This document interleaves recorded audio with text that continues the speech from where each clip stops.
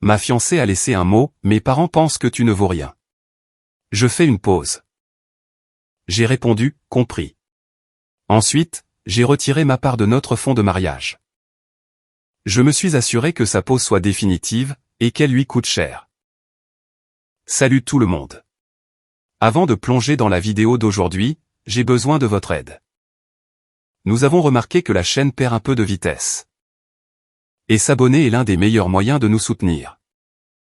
C'est rapide, gratuit, et cela nous aide à continuer de vous offrir du contenu génial.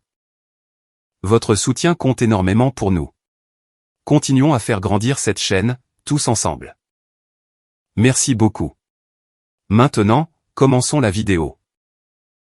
Salut, Reddit. Ma fiancée a fait ses valises pour faire une pause. Parce que sa famille a décidé que je ne valais rien. Ensuite, j'ai découvert qu'elle avait déjà annulé le mariage. Et qu'elle était passée à quelqu'un d'autre. Voici comment tout cela s'est retourné contre elle. Moi, homme de 30 ans, je n'aurais jamais pensé être de ces gars qui ont ce genre d'histoire. Ayant grandi dans un quartier ouvrier de Cleveland, on m'a appris à croire au travail honnête, au franc-parler, et au respect de la parole donnée. Mon père a passé 35 ans dans la même usine de fabrication. Ma mère enseignait en CE1 à l'école primaire du coin. Et ils ont réussi à me payer une formation professionnelle, sans avoir à s'endetter. Ma fiancée, Chloé, femme de 27 ans, venait d'un monde totalement différent. Nous nous sommes rencontrés lors du barbecue d'un ami, il y a 4 ans. Elle y était avec un collègue, qui connaissait l'hôte. Je l'ai remarqué en train de me regarder réparer le barbecue de l'hôte, qui faisait des siennes. Quelque chose s'est allumé entre nous ce jour-là, malgré nos origines différentes. Ou peut-être justement à cause d'elle. Elle était fascinée par mon authenticité, comme elle disait. J'étais attiré par sa confiance en elle, et par sa prestance. J'ai été fiancé à Chloé pendant un peu plus d'1 an. Nous étions ensemble depuis 4 ans au total, et honnêtement, les choses semblaient plutôt solides. Le mariage était prévu pour le printemps suivant. Les invitations pour réserver la date étaient déjà envoyées. Et nous avions réservé un lieu impressionnant, qui était, en gros, l'endroit de ses rêves. Enfin, presque tout était solide. Il y avait toujours ce courant sous-jacent avec ses parents, Édouard et Lorraine. C'est de l'ancienne bourgeoisie, le genre de personnes qui passent l'été dans les hantons. Et l'hiver à Aspen. Je possède un atelier de réparation automobile florissant, que j'ai monté de toutes pièces. C'est une bonne affaire, avec de bons revenus. Mais cela ne fait définitivement pas partie de leur tranche d'imposition. Dès le premier jour, ils m'ont fait comprendre que je n'étais pas ce qu'ils avaient en tête pour leur fille. Pas de manière directe, ils étaient bien trop raffinés pour ça. Mais à travers un millier de petites remarques condescendantes, ils étaient toujours là. À vérifier les préparatifs du mariage. Ou à offrir des suggestions qui ressemblaient plutôt à des ordres. Je pouvais sentir leur désapprobation à chaque fois que j'étais avec eux. Comme s'ils pensaient que leur fille se contentait de moins que ce qu'elle méritait. Je n'oublierai jamais ce dîner dans leur maison de vacances, quand Édouard m'a tendu ses clés. Il m'a demandé de jeter un coup d'œil rapide à sa Porsche, parce qu'elle faisait un drôle de bruit. Et ce, en plein milieu du repas. Comme si j'étais le personnel de maison, et non son futur gendre. Chloé a dit quelque chose sur le fait que je ne voulais pas me salir les mains. Mais il n'y avait aucune vraie défense dans le ton de sa voix. Édouard a, en gros, répondu que c'était mon métier. Et Vanessa, la grande sœur de Chloé, n'a même pas essayé de cacher son sourire en coin. Tout en suggérant qu'ils devraient commencer à me payer pour être de garde. Pour leurs problèmes de voiture. J'ai ravalé ma fierté, et j'ai passé 40 minutes dans leur garage. Pendant que tout le monde finissait son repas. Quand je suis revenu à l'intérieur, Lorraine a eu le culot de m'offrir une assiette qu'elle avait gardée au chaud. Comme si c'était une sorte de faveur. Personne n'a reconnu à quel point toute cette situation était complètement tordue. Quand je suis rentré chez moi ce soir-là, j'en ai parlé à Matt. Matt est mon meilleur ami depuis le lycée.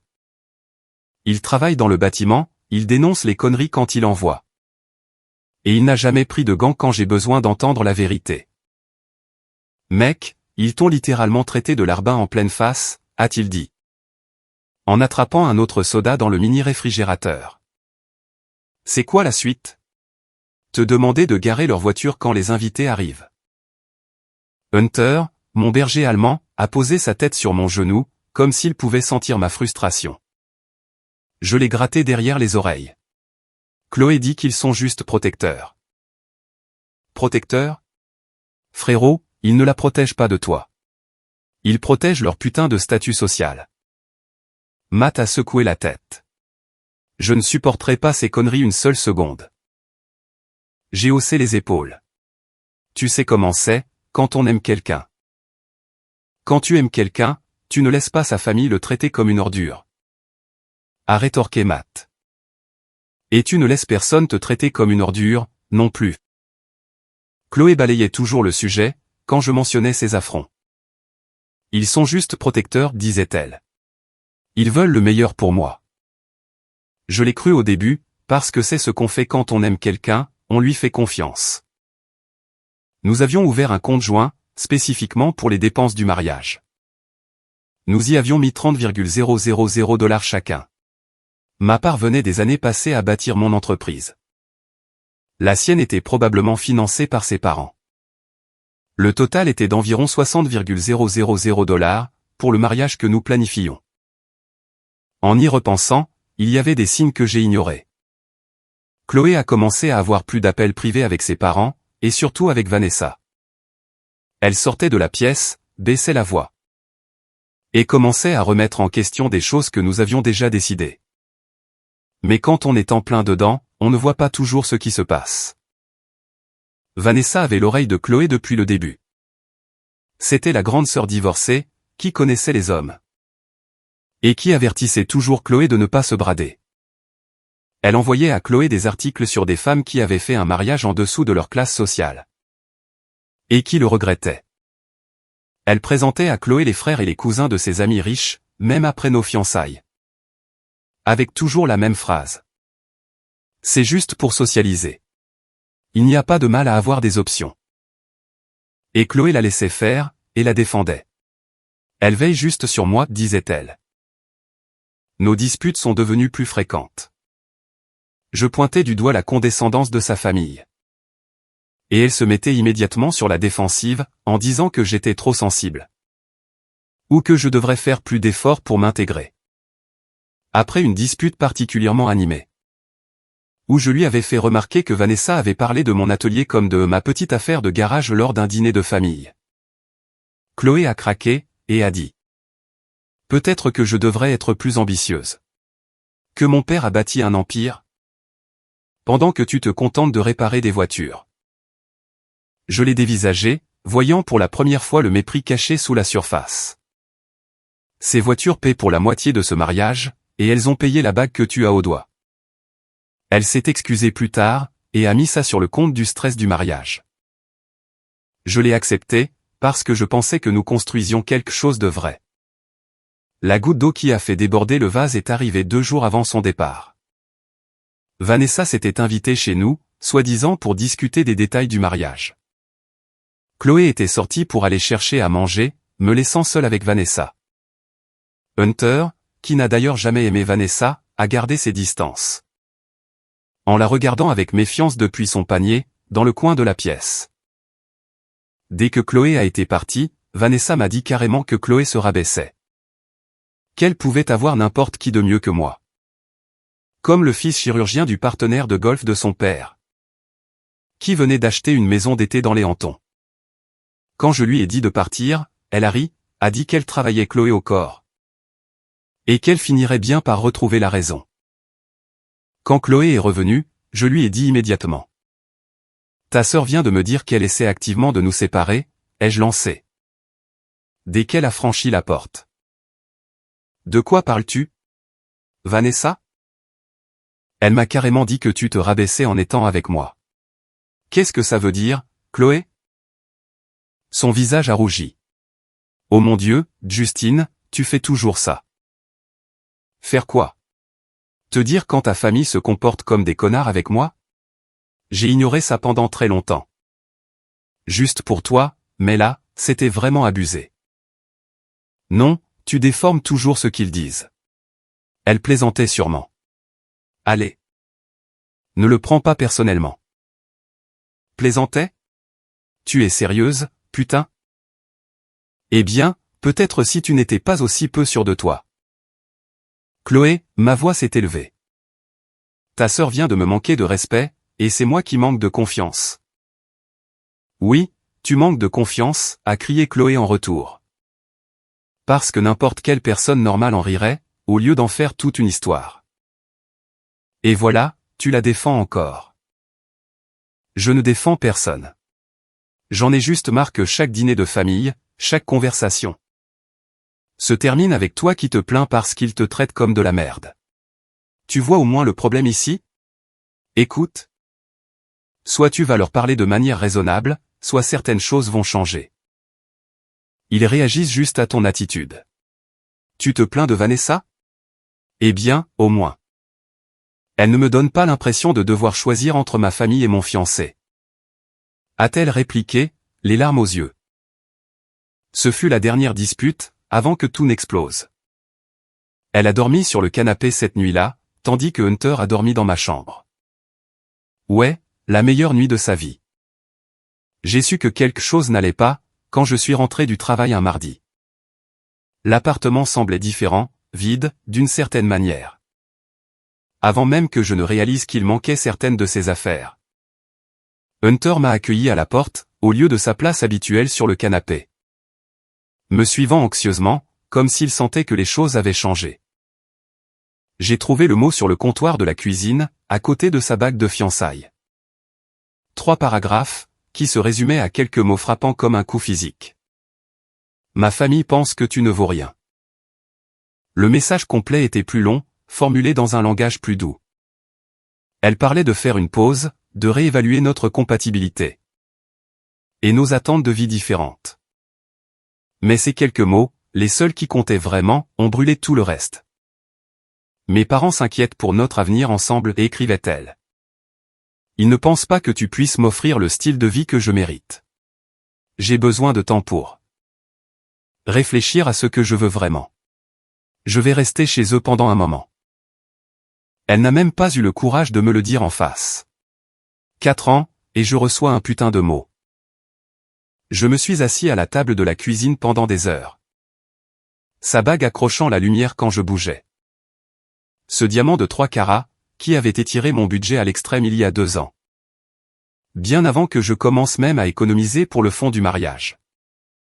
La bague qui avait fait briller ses yeux, quand je l'ai demandé en mariage. Pas assez bien, pas assez établi, un moins que rien. Après 4 ans ensemble, après qu'elle ait insisté pour ce grand mariage. Quelque chose dans le timing me semblait louche. Nous avions les acomptes finaux pour le lieu de réception, à payer dans quelques semaines à peine. J'avais versé 30,000 $ de mes économies, dans notre compte joint pour le mariage. Le côté pratique de mon cerveau s'est activé, à travers le choc et la douleur.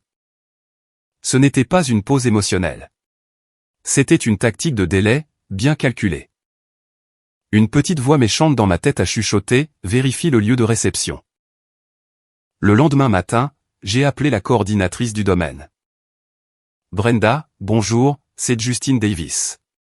Je voulais vérifier quelques détails du menu. Pour le mariage de ce printemps. Il y a eu un silence. Trop long. Oh, monsieur Davis. En fait, Chloé a appelé lundi après-midi. Elle a annulé la réservation. Lundi. La veille du mot de rupture. Annulé. J'ai gardé un ton léger. Pas reporté? Non, annulation totale.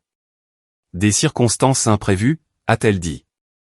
L'acompte initial de 10 000 $ est non remboursable. Bien sûr. Bien sûr. Cet acompte venait de notre compte joint.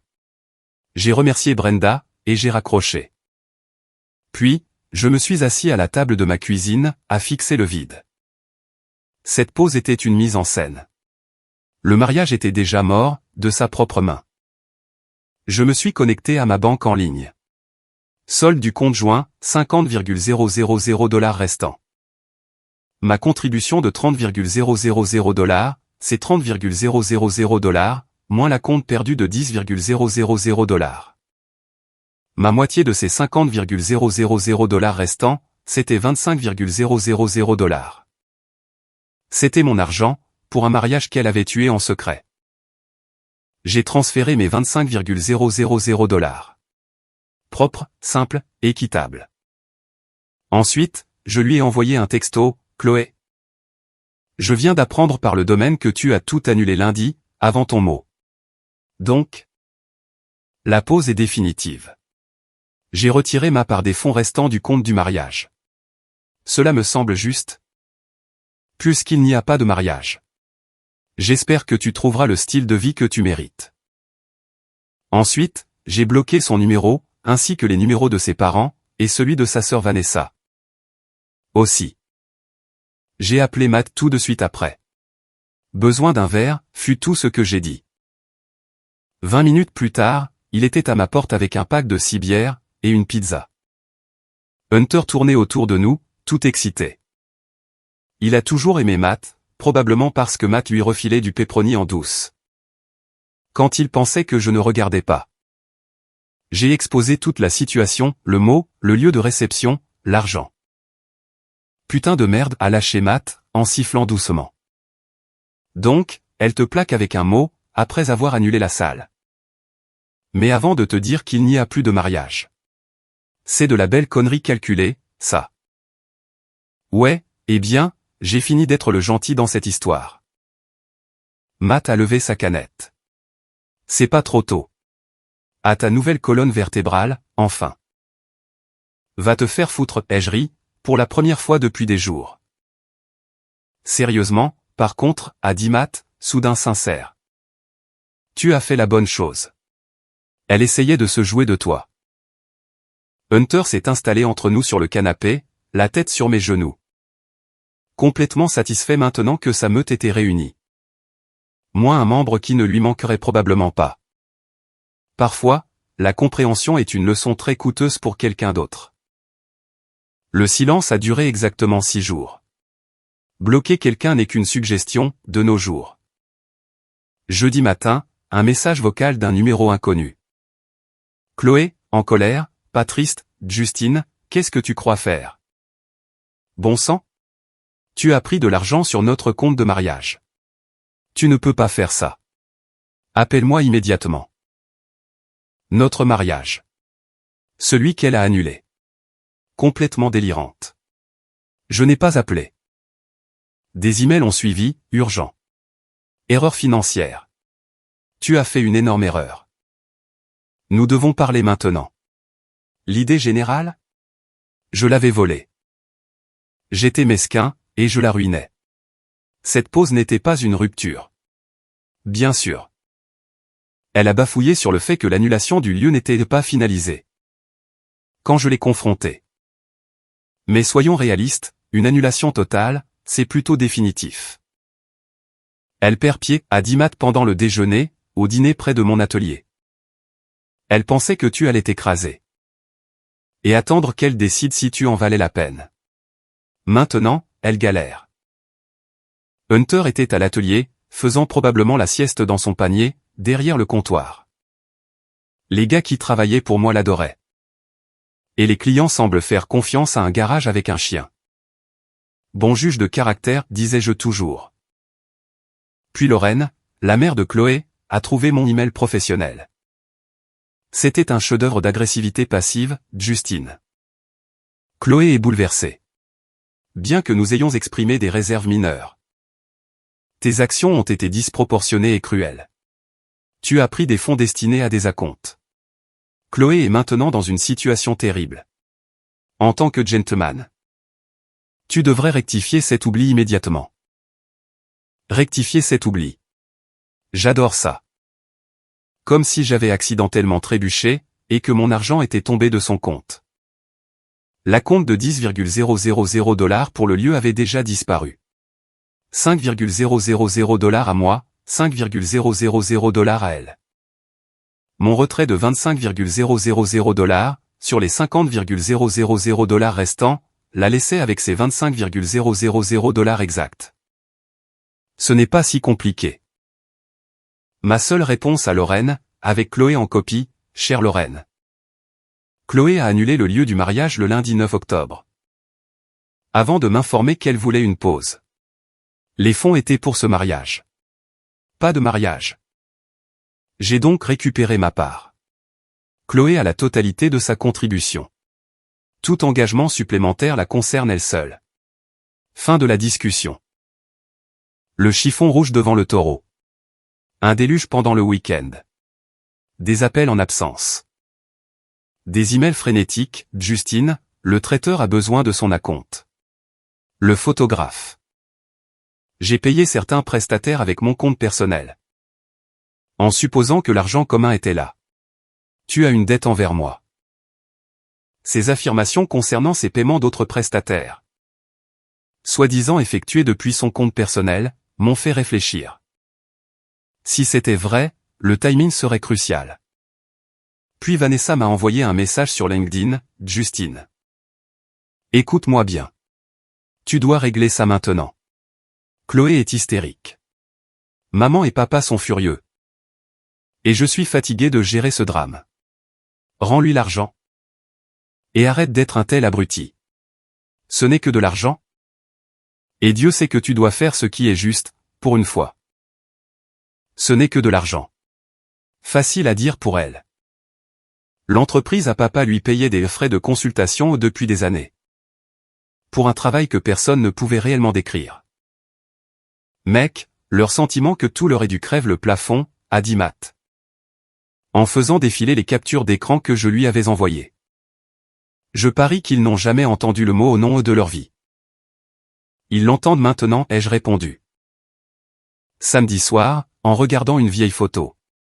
Nous étions heureux. Je me suis senti comme un idiot. Un éclair de regret. Puis, je me suis souvenu du mot « Ma famille pense que tu ne vaux rien ». Le froid est revenu. Hunter a senti mon humeur, et a poussé sa tête sous ma main, me forçant à le caresser. Une bonne thérapie, ce chien. C'est une question de fait, pas d'émotion. Elle a fait des choix. Elle en paie le prix. 3 semaines ont passé, et les choses ont dégénéré. Pas de mon côté. J'étais la Suisse, frais, calme, et je gardais les reçus. Chloé et Léo Sorn-Edouard, Lorraine. Et Vanessa comme chien d'attaque avaient redoublé d'efforts. Des coups bas, des publications énigmatiques sur les réseaux sociaux. Les posts tristes et critiques de Chloé, confiance trahie, recoller les morceaux. Amélia, son amie, l'encourageait, il ne t'a jamais apprécié de toute façon. Agaçant, mais au final, que du vent. Tu sais ce qui me tue, a dit Matt, alors que nous travaillions sur son pick-up un week-end. Ils agissent comme si tu étais le méchant. Alors que c'est elle qui t'a coupé l'herbe sous le pied. C'est comme ça qu'ils voient le monde, ai-je répondu, en glissant dessous le pick-up. Quand tu es habitué au privilège, l'égalité te semble être de l'oppression. Regarde-toi, tu deviens tout philosophe, a ri Matt, en me tendant une clé anglaise. Bientôt, tu vas lancer un podcast, La sagesse du garage avec Justine. Hunter courait partout dans la cour, profitant de sa liberté de mouvement. Chloé avait toujours insisté sur le fait qu'il était trop énergique. Et elle voulait le mettre en cage quand elle recevait des amis. Il semblait plus heureux ces jours-ci. Ça faisait 2 heureux. Ensuite, il y a eu la manœuvre des biens communs. Chloé a envoyé un email, avec une liste d'exigences pour des objets dans mon appartement. Quelques cadeaux d'elle. C'est de bonne guerre. Mais ensuite, elle demandait mes affaires, achetées avant Chloé, ma chaîne hi-fi. Des pièces de voitures anciennes que je collectionnais, des outils. Nous en avons profité ensemble, mais ce n'est pas comme ça que fonctionne la propriété. Elle exigeait aussi des gadgets de cuisine. Qui étaient des cadeaux de fiançailles envoyés à mon adresse, par ma famille. L'audace, quand même. Mais l'enfumage financier a été le pire. Elle prétendait avoir avancé des milliers de dollars pour diverses choses du mariage, retouches de robe. À compte pour de petits prestataires depuis ses comptes personnels. avec l'accord qu'elle serait remboursée via le fonds de mariage commun. En creusant un peu, j'ai vu qu'elle avait produit quelques factures. Le problème? Je n'avais jamais accepté de lui rembourser sa tenue de mariage personnelle avec le fonds commun. Sa robe, c'était sa robe. Mon costume, c'était mon costume. Et concernant ces acomptes qu'elle réclamait, j'ai découvert que certains étaient datés après qu'elle ait annulé le lieu principal. Donc, elle a annulé le mariage, puis a continué à dépenser de l'argent pour des photographes, des fleuristes, et d'autres prestataires. Pourquoi, au juste? Un mariage fantôme. Ou, plus probablement, pour créer des obligations financières qu'elle pourrait ensuite me mettre sur le dos. Tout en gagnant du temps avec son histoire de pause. Elle exigeait aussi que je paie la moitié des frais d'annulation. Pour les prestataires qu'elle avait engagés et qu'elle a annulés. Y compris la compte non remboursable de 10,000 $ du lieu principal. Elle avait curieusement oublié que 5,000 $ de cet acompte perdu était déjà mon argent. Elle voulait que je paie encore 5,000 $ pour qu'elle soit renflouée, et que je sois perdant de 10,000 $. Les mathématiques des gens qui croient que tout leur est dû relèvent d'un type très spécial de comptabilité créative. Ses parents la soutenaient. Lorraine a appelé ma mère. Ma mère l'a écoutée, et lui a dit en gros que Chloé avait pris des décisions sans me consulter.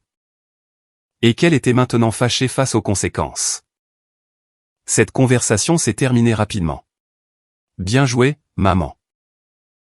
Vanessa a laissé des messages vocaux moralisateurs, disant que j'étais jaloux que Chloé vienne d'une famille riche, et pas moi. Elle ajoutait qu'un vrai homme prendrait ses responsabilités, et ferait ce qui est juste. Une annulation secrète de mariage, ça c'est moi qui suis mesquin. D'accord, princesse. Le harcèlement a continué. Les Hawthorne n'arrivaient pas à croire que leur précieuse fille faisait face à de réelles conséquences.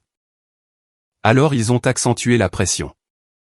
Édouard a appelé directement mon atelier, et est tombé sur l'un de mes mécaniciens. Le pauvre gars est venu dans mon bureau, l'air confus. Patron, il y a un type en colère sur la ligne 1, qui dit être ton presque beau-père. Et qui exige de te parler. J'ai pris l'appel dans mon bureau. La porte fermée. Édouard ne s'est pas encombré de politesse. Justine, ça a assez duré. Tu as fait passer ton message. Chloé est très contrariée. Je suis désolé de l'entendre, ai-je dit, en essayant de garder un ton neutre. Mais je ne vois pas ce que vous attendez de moi. Tu sais très bien quoi. L'argent. Rends-le, et nous pourrons tous aller de l'avant. J'ai failli rire. Aller de l'avant vers quoi, exactement? Chloé a annulé notre mariage sans me le dire. Puis m'a laissé un mot disant que je n'étais pas assez bien pour elle. Il n'y a plus de marche avant possible, après ça. Elle était confuse. Sous pression. Les mariages sont stressants. Et elle a fait une erreur. Mais tu l'as punie financièrement, ce qui est rancunier. Et indigne de toi. Édouard, laissez-moi être clair. L'argent que j'ai pris, c'était ma contribution à notre fonds de mariage. Un mariage qui n'existe plus. Parce que votre fille l'a annulé. Je n'ai pas pris son argent. J'ai pris le mien. Il a soupiré, comme s'il parlait à un enfant particulièrement idiot. Écoute, fiston. Je ne suis pas votre fils, et je ne le serai jamais. Très bien, Justine. Sois raisonnable. Chloé a des dépenses. Des engagements qu'elle a pris de bonne foi, après avoir annulé la salle. Ce n'est pas de la bonne foi. C'est de la manipulation. Cette histoire ne va pas s'arrêter là, a dit Édouard, la voix durcie. Nous avons des options. Des options légales. Allez-y, ai-je répondu, surpris de me sentir aussi calme. Documentez tout. C'est ce que j'ai fait. L'appel s'est terminé avec Édouard menaçant de vagues conséquences. Plus tard dans la journée, j'ai reçu un autre email de Chloé. Celui-ci avec un tableau Excel en pièces jointes, montrant toutes ses dépenses de mariage impayées. Dont elle s'attendait à ce que je couvre la moitié. Le total s'élevait à un peu plus de 21,000 $. Je l'ai transféré à mon avocat, sans répondre. Ce soir-là, j'ai emmené Hunter pour une longue promenade dans le quartier. L'air frais du soir faisait du bien. Je me suis surpris à penser à ce que Matt m'avait dit plus tôt dans la semaine. Tu sais de quoi il s'agit vraiment, n'est-ce pas, m'avait-il demandé. Ce n'est pas l'argent. C'est le fait que tu sois la première personne à lui avoir jamais dit. Non au point. Il avait raison. Il ne s'agissait pas de 25,000 $. Il s'agissait de contrôle.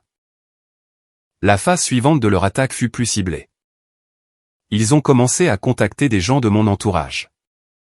Matt m'a envoyé un texto un mercredi matin, « Mec, la sœur de ton ex vient d'appeler à mon boulot. » Pour me demander. Comment diable a-t-elle eu ce numéro? Ils avaient trouvé la page Facebook de mon entreprise. Où Matt s'était un jour tagué en train de travailler sur un projet de restauration avec moi. À partir de là, ils avaient retrouvé l'endroit où il travaillait. Qu'est-ce qu'elle voulait, ai-je demandé, quand nous nous sommes vus plus tard. Trouver des trucs pour te salir, a dit Matt, en secouant la tête. Elle voulait savoir si tu avais l'habitude d'être financièrement contrôlant. Ou si tu avais déjà montré des signes d'instabilité. Je lui ai dit d'aller se faire voir. Et j'ai raccroché. Ils ont contacté 2 autres de mes amis de la même manière. L'un a raccroché immédiatement. L'autre est resté en ligne juste assez longtemps. Pour dire à Vanessa exactement ce qu'il pensait d'elle, et des tactiques de sa famille. Puis est venue l'attaque sur ma réputation. Ils ont contacté quelques-uns de mes clients, en insinuant que j'étais peu fiable et instable. Heureusement, la plupart de mes clients me connaissaient depuis des années. Et m'ont immédiatement prévenu de ce qui se passait. L'un de mes plus anciens clients, gestionnaire de flotte pour une entreprise de livraison, m'a appelé directement. Justine, j'ai reçu un appel bizarre à ton sujet, aujourd'hui. Une femme, prétendant être la mère de ton ex, a dit que je devrais reconsidérer l'idée de faire des affaires avec toi. Parce que tu as des problèmes juridiques. Qu'est-ce que c'est que ce bordel? J'ai expliqué la situation brièvement. Il a ri. Eh bien, ça s'est retourné contre elle. Je viens juste de valider l'entretien de ces 3 nouvelles camionnettes chez toi. Plutôt que chez le concessionnaire. S'ils essaient de te chercher des poux, c'est que tu dois bien faire les choses. La goutte d'eau a été quand ils ont appelé mes parents. Mon père, qui n'est pas du genre à faire de longs discours, a simplement dit. Mon fils est un homme honnête. Votre fille lui a brisé le cœur. Vous devriez tous avoir honte. Et il a raccroché. Ma réponse à tout cela? De la documentation. Chaque email, chaque message vocal, chaque texto datant d'avant la pause. Mes propres relevés bancaires, prouvant mes achats pour le mariage. La confirmation des prestataires avec lesquels j'ai traité. Qu'aucun contrat n'était sous mon unique responsabilité. Petite discussion avec un avocat. Je lui ai montré la chronologie, l'accord du conjoint, un accord très simple heureusement. Stipulant que les fonds étaient destinés aux frais mutuels du mariage. La preuve de ma contribution et de mon retrait, ainsi que la confirmation de l'annulation du lieu. Son avis, vous êtes tiré d'affaire. L'argent que vous avez pris était, de façon vérifiable, le vôtre. Et il était destiné à un objectif qu'elle a unilatéralement annulé. Ses dépenses ultérieures, ou ses frais d'annulation, sont son problème, a-t-il dit. Elle essaie de vous mettre la pression. Ne vous laissez pas faire. Un bon conseil. Geste intelligent avec l'avocat, a dit Matt, en passant à l'atelier avec le déjeuner un jour. Hunter a immédiatement abandonné son poste à la porte, pour l'accueillir. Traître. Ça t'a coûté quoi, quelques centaines de dollars? Ça valait chaque centime, pour avoir l'esprit tranquille. Ouais, eh bien. Tu pourras remercier mon beau-frère pour la recommandation. Mike a dit qu'il était ravi d'aider. Il a dit que les gars comme toi se font baiser dans ce genre de situation. Tout le temps, parce qu'ils essaient d'être gentils. Pas cette fois, ai-je dit, en prenant le sandwich qu'il me tendait. La partie coûteuse pour Chloé était déjà en cours. Elle devait payer plusieurs acomptes non remboursables, versés après avoir annulé le lieu principal. Mais avant la discussion sur la pause. Des acomptes qu'elle continuait de verser, pour se créer une trace écrite de dépenses. Pendant qu'elle réfléchissait à la façon de m'extorquer plus d'argent. Le photographe, la dame pour le gâteau de luxe. Le quatuor à cordes dont elle avait absolument besoin, pour une cérémonie désormais inexistante. Ses prestataires voulaient leurs frais d'annulation, et c'est elle qui le regardait, pas moi. Je n'avais pas été agressif. Je ne l'avais pas calomnié.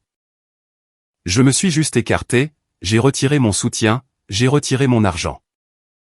C'est fascinant, vraiment, de voir à quelle vitesse nous et notre sont devenus moi. Quand le trajet gratuit s'est terminé, ma résolution est restée de marbre. Elle voulait une pause. Elle en a eu une pause définitive, et financièrement dérangeante. Le commentaire sur le fait de ne rien valoir piquait encore un peu, parfois, tard le soir. Mais ensuite, je regardais le dossier grandissant de ses exigences de plus en plus délirantes. Et je me disais, ouais, je suis assez bien, pour ne pas supporter ça. Un mois plus tard, la situation est devenue très éclairante. Le sentiment que tout leur était dû a atteint son paroxysme. Puis finalement, la musique a commencé à baisser. Pour eux, en tout cas. Pour moi, ce fut une période calme, avec des limites claires et fermes. Les coups bas ont continué un moment, puis se sont essoufflés. Chloé, par l'intermédiaire de son père Édouard cette fois-ci, m'a carrément fait envoyer une lettre par un avocat. C'était plein de menaces en l'air. Détournement de fonds matrimoniaux conjoints, nous n'étions pas mariés. Détresse émotionnelle. Rupture de promesse de mariage, celle qu'elle avait elle-même annulée. Elle exigeait que je rende les 25 000 $ que j'avais retirés, plus 15 000 $ supplémentaires, pour couvrir ses pertes liées aux prestataires annulés et aux dommages. Donc 40,000 $. Ridicule. Mon avocat a renvoyé une réponse de 2 pages, très polie et très factuelle. Elle contenait la chronologie, les relevés bancaires. Et un rappel stipulant que ses contrats avec d'autres prestataires relevaient de sa responsabilité. D'autant plus que ceux-ci avaient été engagés après qu'elle ait déjà annulé secrètement la réservation principale du mariage. Nous n'avons plus jamais entendu parler de leur avocat. Je suppose que même lui a compris qu'il ne pouvait pas faire de miracle avec un dossier pareil. Édouard ne devait pas être très content de payer des frais d'avocat, pour un tel échec. Les publications énigmatiques sur les réseaux sociaux se sont également taries. Je pense que certaines de ses amies, peut-être même Amélia, ont commencé à recoller les morceaux. Ou se sont simplement lassées de ce drame. Amélia, qui aimait et commentait toutes les publications passives-agressives de Chloé, est soudainement passée sous silence radio. Quand ton histoire larmoyante ne rapporte pas d'argent, les gens se désintéressent. Puis est venue la confrontation, plutôt pathétique. Chloé a réussi à m'avoir au téléphone, je l'avais débloqué pour une journée. Par une étrange curiosité. Grosse erreur. Ou peut-être pas. C'était clarifiant. Elle a directement joué la carte de la victime. Elle pleurnichait sur le fait que j'avais tout gâché, et qu'elle était couverte de dettes. Avec des prestataires à ses trousses. Quand j'ai demandé qui avait annulé la salle de mariage en secret, elle a prétendu qu'elle était sous pression et confuse. Mais que je n'avais pas besoin d'être aussi vindicatif, en reprenant tout cet argent. Quand je lui ai fait remarquer que c'était mon argent. Pour un mariage dont elle avait décidé qu'il n'aurait pas lieu. Elle a dit qu'un vrai homme aurait couvert ses dépenses pour elle, pour être un gentleman. Je lui ai dit, un gentleman, selon ta définition. Ça ressemble à un paillasson avec un compte en banque, et ça, ce n'est pas moi. Quand elle s'est mise à pleurer sur ce que cela lui avait coûté. Je lui ai répondu que cela lui avait coûté très exactement ce que ses choix avaient engendré. Une semaine plus tard, Vanessa a tenté de me tendre une embuscade dans un café que je fréquente. Elle s'est avancée à grands pas, son sac de créateur au bras, toute gonflée d'orgueil. Et a commencé à cracher son venin sur ce que j'avais fait à sa sœur. Je n'ai même pas levé les yeux de mon ordinateur. Je lui ai juste dit qu'il n'y avait rien à discuter. Sa sœur avait fait des choix, et elle devait vivre avec. J'ai suggéré qu'elle et ses parents aident Chloé à régler ses finances. Puisqu'ils avaient joué un rôle clé dans ses décisions. C'est laquelle a lâché sa petite bombe. Chloé était déjà passée au niveau supérieur avec Richard, le fils chirurgien du partenaire de golf de son père. Apparemment, ils se fréquentaient depuis des semaines. Ça avait commencé juste après qu'elle m'ait quitté, et il parlait déjà de l'aider avec ses dettes. C'est ce que fait un vrai homme, a dit Vanessa, d'un ton suffisant. Je lui ai juste dit tant mieux pour Chloé. Et que j'espérais que Richard savait dans quoi il s'embarquait. Vanessa est passée en mode snob absolu. Disant que Chloé avait toujours été trop bien pour un cambouisard, et que maintenant. Elle le savait elle aussi. Je me suis levé, et je suis parti alors qu'elle était en plein milieu de sa tirade. Qu'elle explose sur son propre temps. D'après ce que j'ai pu reconstituer, les dettes de carte de crédit de Chloé se sont accumulées. Les prestataires qu'elle a ignorés ont réclamé leurs frais d'annulation. Et c'est tout à fait normal. Ses parents l'aident financièrement? Mais je garantis que ça s'accompagne d'un stock à vie de « je te l'avais bien dit ». Et de « comment as-tu pu être aussi stupide ?» J'ai quand même reçu un dernier email inattendu d'Amelia, la meilleure amie de Chloé. Elle s'excusait en gros, et disait qu'elle n'avait entendu que la version de Chloé. Et qu'elle voyait les choses différemment maintenant. Je n'ai pas répondu. Pendant que tout ce drame se déroulait, je me suis concentré sur ce qui comptait vraiment. Mon entreprise. L'atelier automobile marchait bien. Mais j'avais été tellement accaparé par les préparatifs du mariage et les drames familiaux de Chloé, que j'avais mis certains projets d'expansion en attente. Avec les 25 000 $ de retour sur mon compte, et aucun mariage à planifier. J'avais à la fois le capital, et la disponibilité d'esprit, pour faire avancer les choses. J'ai embauché un autre mécanicien, j'ai investi dans de nouveaux équipements de diagnostic. Et j'ai commencé à offrir des services spécialisés pour les voitures européennes. Une chose que je voulais faire depuis des années. Il s'avère que les clients possédant des Porsche et des BMW, qui ne veulent pas payer les prix des concessionnaires, sont heureux de trouver un atelier indépendant et compétent. Ironique, quand on pense à la façon dont le père de Chloé m'avait traité, avec sa précieuse Porsche. Cette nouvelle direction portait ses fruits. Le chiffre d'affaires était en hausse de 22% par rapport au même trimestre l'année dernière. Mes gars recevaient une formation spécialisée, et le bouche à oreille fonctionnait. J'ai même dû commencer à refuser du travail, parce que nous étions complets 3 semaines à l'avance. Matt est passé un après-midi, pendant que je vérifiais la comptabilité. Hunter l'a accueilli avec son enthousiasme habituel. On dirait que tu t'en sors plutôt bien, pour un mec qui ne vaut rien, a dit Matt, en jetant un œil au tableau Excel sur mon ordinateur. Il s'avère qu'être célibataire est bon pour les affaires, ai-je répondu. Qui l'aurait cru? Tu devrais envoyer un mot de remerciement à Chloé, a-t-il plaisanté. Chère Chloé, merci de m'avoir largué. Pour que je puisse me concentrer sur le fait de gagner du vrai argent. Au lieu de chercher des moyens d'impressionner ton horrible famille. J'ai ri. Ouais, je suis sûr que ça passerait très bien. Sérieusement, par contre, a dit Matt, en s'appuyant contre mon bureau. Tu as évité une balle. Imagine être lié à ces gens-là pour le reste de ta vie. J'ai hoché la tête. Il avait raison. Aussi douloureuse qu'ait été la rupture. Il aurait été pire de passer des décennies à subir les jugements constants des Hawthorne. Et le ressentiment grandissant de Chloé. En parlant de balles évitées, a continué Matt, tu as des nouvelles du nouveau gars. Le chirurgien? Pas un mot, ai-je dit. Et je suis parfaitement heureux que ça reste comme ça. J'étais loin de me douter que cette histoire-là ne faisait que commencer. Cela fait près de 5 mois depuis ce dernier coup de fil avec Chloé. Et environ 7 mois depuis que mon monde a basculé sur son axe. La vie continue. C'est plus calme maintenant. La colère a presque disparu. Je ne me réjouis pas des difficultés financières de Chloé. Mais je n'en perds pas le sommeil non plus. Elle a fait son lit, maintenant elle se couche dedans. D'après le peu que j'entends, Chloé gère toujours les retombées financières. Elle a dû retourner vivre chez Édouard et Lorraine pendant un certain temps pour économiser de l'argent. J'imagine que c'est un enfer très particulier pour toutes les personnes concernées. La dette du mariage de rêve est apparemment un sujet sensible. Il y a environ un mois, je suis tombé sur Amélia à l'épicerie. Elle avait l'air mal à l'aise de me voir. Mais elle s'est quand même approchée pour me demander comment j'allais. Quand j'ai répondu que j'allais bien, elle m'a demandé si j'avais entendu ce qui s'était passé. C'est là qu'elle a lâché la bombe.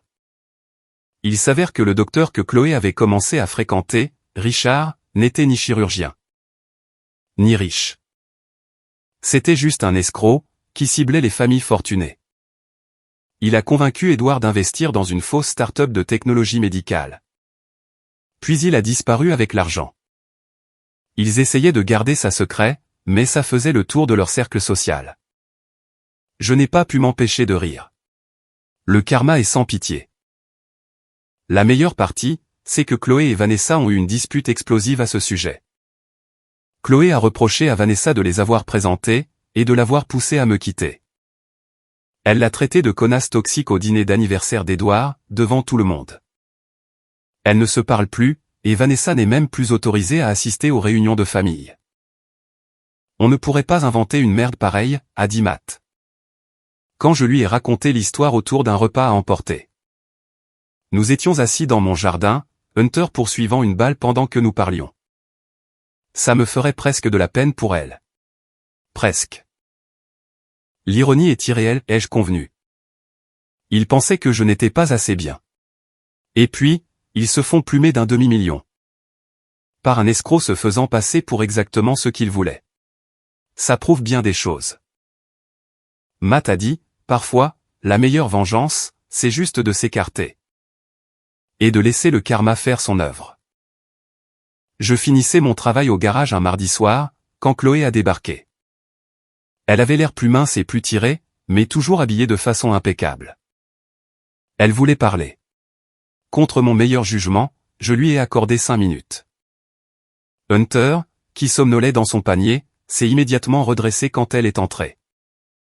Il n'a pas grogné, mais il s'est placé pour se tenir entre nous, la regardant attentivement. Chien intelligent. Elle a commencé à verser des larmes. Disant qu'elle avait fait une énorme erreur en écoutant sa famille, et surtout Vanessa.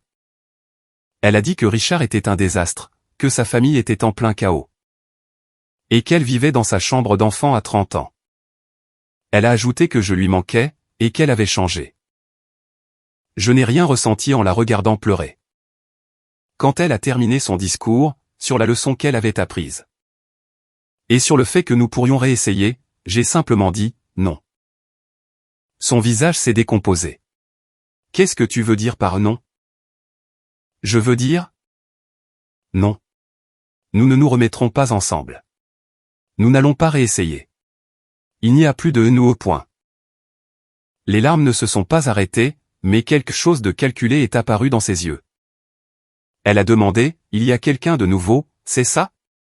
Tu es déjà passé à autre chose? Quand je lui ai dit que ma vie n'était plus son problème, elle s'est mise en colère. Les larmes ont séché. Elle m'a accusé d'être cruel, alors qu'elle venait s'excuser. Tu es venu ici parce que ton plan de secours a échoué de façon spectaculaire. Et que tu as besoin d'un point de chute. Ce n'est pas moi. Son visage s'est durci. Elle m'a accusé de prendre plaisir à la voir souffrir, et d'avoir un fond vindicatif. Je lui ai dit de partir, ou j'appelais les flics. En sortant, elle a dit que je le regretterais. Que quand je serais seul avec mon petit garage.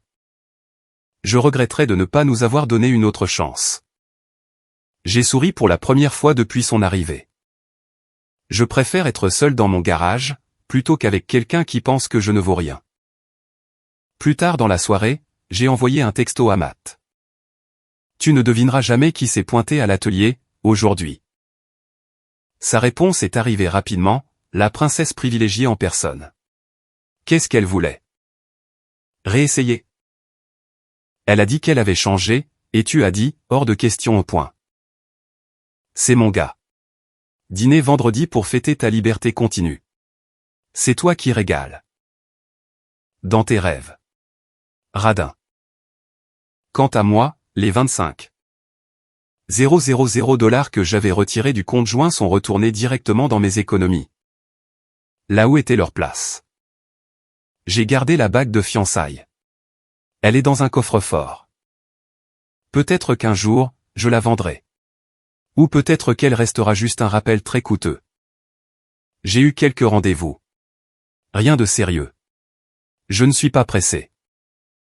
Ma vengeance, si on peut appeler ça comme ça, a simplement été de la tenir responsable de ses propres actes. Je ne me suis pas abaissé à son niveau. Je ne me suis pas lancé dans des campagnes de dénigrement. J'ai juste exposé les faits, protégé mon argent, et je suis parti. Hunter et moi avons déménagé dans un endroit plus petit, plus près de l'atelier. Ça ne servait à rien de garder l'appartement que nous avions loué avec Chloé en tête. C'est juste ce qu'il faut pour nous deux. Je peux aller au travail à pied maintenant. Et il y a un parc à chiens à proximité, où Hunter s'est fait ses propres amis.